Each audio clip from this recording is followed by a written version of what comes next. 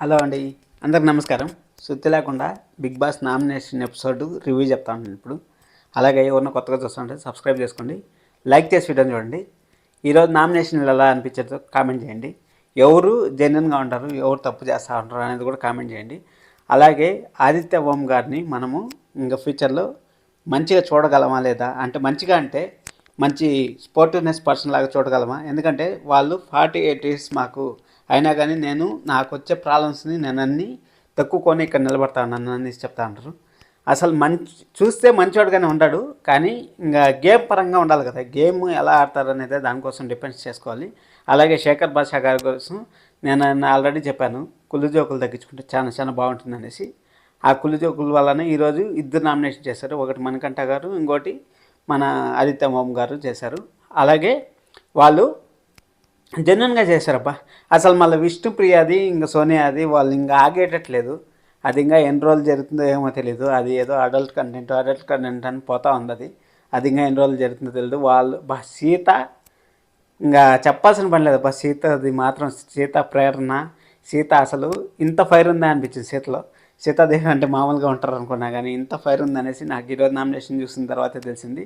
సీత కూడా చాలా చాలా మంచి పాయింట్స్ చెప్పింది. అసలు ఆర్గ్యుమెంట్స్ అయితే మామూలుగా చేయలేదు ఆర్గ్యుమెంట్స్. ఇంకా ప్రేరణ వస్తుంది. ప్రేరణ రేపేం చెప్తుందో, ఎందుకంటే ప్రేరణ నిన్న నాగార్జున సార్ దగ్గర నేను ఇట్ట సార్ అనేసి అనింది కదా. రేపేం చెప్తుందో, రేపు నామినేషన్ కోసం వెయిట్ చేద్దాం. ఈరోజు అయితే ఓటింగ్ పోల్ అయితే ఓపెన్ అవ్వలేదు. మన ఇన్స్టాగ్రామ్లో నేను ఓటింగ్ ఇది లిస్ట్ పెట్టినాను. ఆ లిస్ట్ ప్రకారం మీరు చూసినారంటే మీరు ప్రిపేర్ అయిపోవచ్చు. రేపటి నుంచి ఓటింగ్ ఉంటుంది. రేపటి నుంచి ఓటింగ్ పెట్టడం వల్ల కూడా కొంచెం మైనస్ అవుతుంది.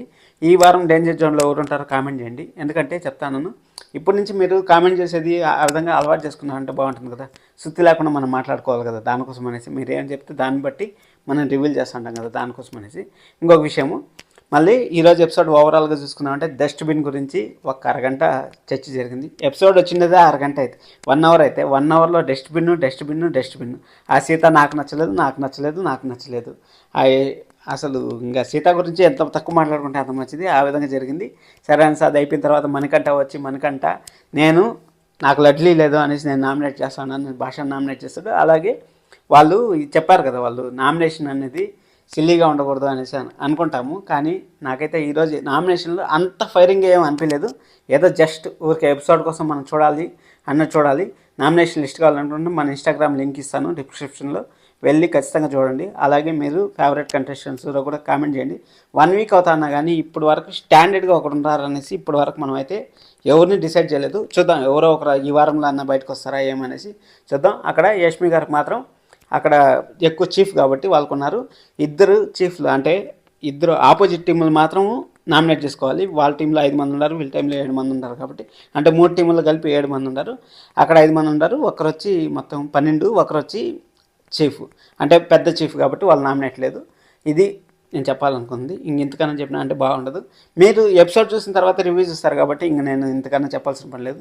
విష్ణుప్రియ గారు తప్పు ఉంది, అలాగే వీళ్ళది సోనియా గారిది కూడా తప్పు ఉంది, ఇద్దరిది తప్పు ఉంది. అలాగే పాపం నిఖిల్ మంచి ఫైర్లో ఉండేవాడు. నిఖిల్ ఇప్పుడు బాగా డల్ అయిపోయాడు. అసలు ఈరోజు ఎపిసోడ్లో అయితే నిఖిల్ ఊసేలేదు.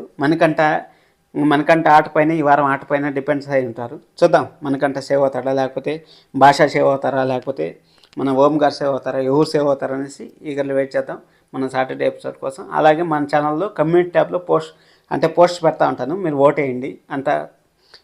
రోజు పెడతా ఉంటాను. రోజు ఓటింగ్ పోల్ అనాలిసిస్ కూడా చేస్తూ ఉంటాను. Thank you so much. This is Kiran. Bye.